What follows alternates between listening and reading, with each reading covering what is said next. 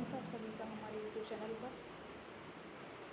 आज हम हिंदी साहित्य के यूनिट 2 में जो लगा हुआ है हिंदी साहित्य के इतिहास, उसमें से रामचंद्र शुक्ल की किताब को जो है पढ़ने जा रहे हैं। उसमें से जितने भी इम्पोर्टेंट फैक्ट बन सकते हैं, जो भी क्वेश्चन बन सकते हैं, उनको भी पढ़ेंगे और पूरे बुक का जो है सीरीज़ की तरह उसको रिवाइज़ करेंगे।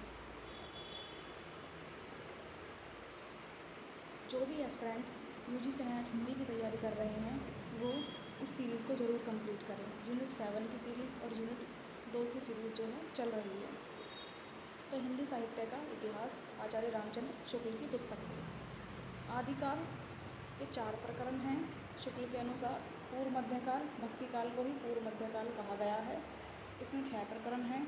रीतिकाल को उत्तर मध्यकाल कहा गया है। इसमें 3 प्रकरण हैं। आधुनिक काल को गद्य खंड है, इसमें 2 प्रकरण हैं। आधुनिक गद्य साहित्य परंपरा का प्रवर्तन, ये 5वां भाग है और छठे भाग में आधुनिक कालखंड, इसमें 4 प्रकरण हैं। अब शुक्ल के अनुसार काल विभाजन। शुक्ल ने आदिकाल नामकरण किया है। सबसे पहले वाले भाग को आदिकाल कहा है, जिसमें संवत 1050 से 1375 का कालखंड आता है। उसके पश्चात पूर्व मध्यकाल नाम दिया है, जो संवत 1375 से 1700 तक है।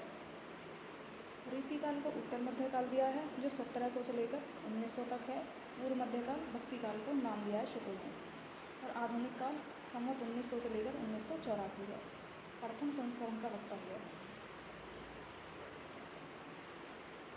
हिंदी कवियों का एक वृत्त संग्रह शिवसिंह सेंगर ने 1883 में प्रस्तुत किया। उसके पश्चात 1989 में गिरियर्सन ने modern vernacular of northern Hindustan के नाम से एक वैसा ही बड़ा कवि वृत्त संग्रह निकाला।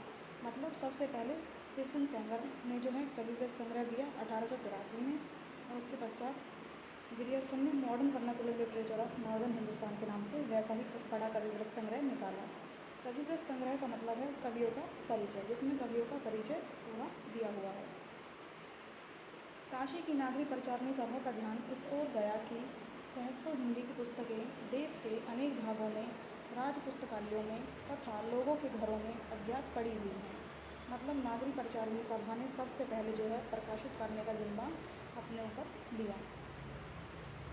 अतः सरकार अगर आर्थिक सहायता दे तो नागरी प्रचारणी सभा ने पुस्तकों का कार्य अपने हाथ में ले लिया सरकार की सहायता से। 1900 में जो है इन्होंने ये कार्य करना शुरू किया था और 1911 तक खोज की। उसमें 11 साल का जितना भी इनको डाटा मिला था उसको उन्होंने 8 रिपोर्टों में प्रस्तुत किया, जिसमें सैकड़ों अज्ञात कवि तथा ज्ञात कवियों के अज्ञात ग्रंथों का पता लगाया। मतलब उसमें सैकड़ों तो ज्ञात कवि थे जिनका पता था, और सैकड़ों ही अज्ञात कवि थे जिनके अज्ञात ग्रंथ थे, उनका पता लगाया। सन 1913 में इस सारी सामग्री का प्रयोग करके मिश्र बंधुओं ने, जिसमें श्याम बिहारी प्रमुख हैं, अपना बड़ा कवि वृत्त संग्रह मिश्र बंधु विनोद के नाम से निकाला, जिसमें वर्तमान काल के कवियों और लेखकों का भी समावेश किया गया है। मिश्र बंधु विनोद 4 भागों में प्रकाशित हुआ। पहले 3 भाग का प्रकाशन 1913 में तथा चौथे भाग का प्रकाशन 1934 में हुआ। मिश्र बंधु विनोद पहले 3 भाग 1913 में थे और चौथा 1934 में। इधर विश्वविद्यालयों में हिंदी की उच्च शिक्षा का विधान हुआ। तब से उसके साहित्य के विचार श्रृंखलाबद्ध इतिहास की आवश्यकता का अनुभव छात्र और अध्यापक दोनों कर रहे थे। मतलब अब विश्वविद्यालयों में जो है हिंदी की जो है उच्च शिक्षा का जो है विधान शुरू हो गया। मतलब उच्च शिक्षा जो है विश्वविद्यालयों में देनी प्रारंभ हो गई। अब शिक्षक और शिक्षार्थी स्टूडेंट भी ये सोच रहे थे और अध्यापक भी ये सोच रहे थे कि अब जो है सामग्री कहाँ से ली जाए पढ़ाने के लिए। तो शिक्षित जनता की चित्तवृत्तियों के अनुसार हमारे साहित्य स्वरूप में जो परिवर्तन होते आए हैं, उन प्रभावों की प्रेरणा से काव्य धारा की विभिन्न धाराएं उठती रही। सम्यक निरूपण तथा उनकी दृष्टि से किए हुए सुसंगत काल विभाजन के बिना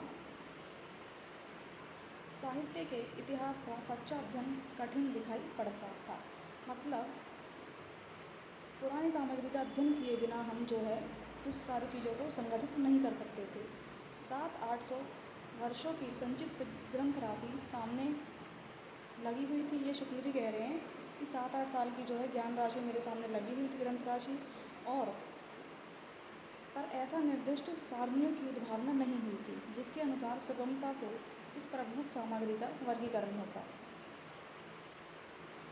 5-6 वर्ष हुए मैंने छात्रों के लिए कुछ संक्षिप्त नोट बनाए जिनमें परिस्थिति के अनुसार शिक्षित जनसमूह की बदलती हुई प्रवृत्तियों को लक्ष्य करके हिंदी साहित्य के इतिहास के काल विभाजन और रचना की भिन्न भिन्न शाखाओं के निरूपण का एक अच्छा ढांचा तैयार किया। ये शुक्ल जी का कथन है और पूछा जाता है कि मैंने जो है छात्रों के लिए नोट्स तैयार किया। 5-6 वर्ष की जो है मुझे 5-6 वर्ष लगे छात्रों के लिए, मैंने संक्षिप्त नोट बनाया।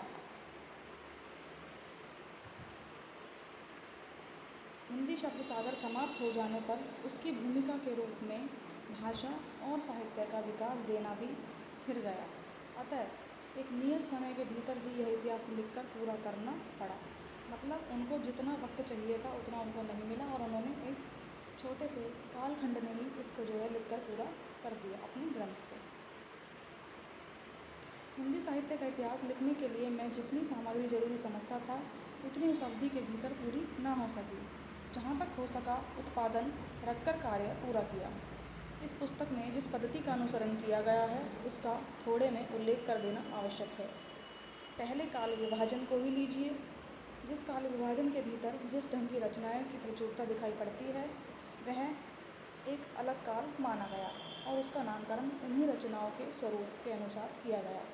जैसे कि किसी काल विभाजन में भक्ति की जो है रचनाएं ज़्यादा मिली तो उसको भक्ति काल नाम दे दिया गया, और किसी काल में जो है वीरता की रचनाएं, युद्धों का वर्णन, इस तरीके की रचनाएं मिली तो उसको जो है आदि काल या उसको वीरगाथा काल नाम दे दिया गया। जिसमें श्रृंगारिकता की रचनाएं ज़्यादा मिली तो उसको रीतिकाल नाम दे दिया गया।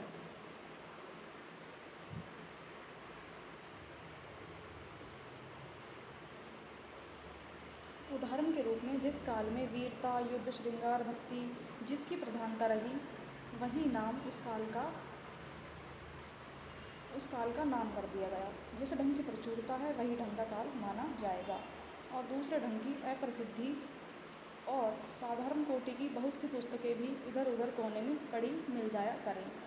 प्रसिद्धि भी किसी काल की लोक प्रवृत्ति की प्रतिध्वनि है।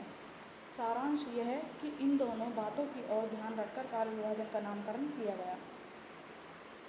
ऐसा नहीं है कि केवल और केवल एक ही तरीके की पुस्तकें उस समय में मिली थी, उसमें अन्य भी थी, लेकिन प्रचुरता जिस चीज़ की ज़्यादा थी उसी को जो है उस काल का नाम दे दिया गया। आदिकाल का नाम मैंने वीरगाथा काल रखा। इस काल के भीतर दो प्रकार की रचनाएं मिलती हैं, अपभ्रंश की और देश भाषा की। देश भाषा मतलब जो उस समय जो भाषा बोली जाती थी, आम बोलचाल की भाषा थी। अपभ्रंश की पुस्तकों में कई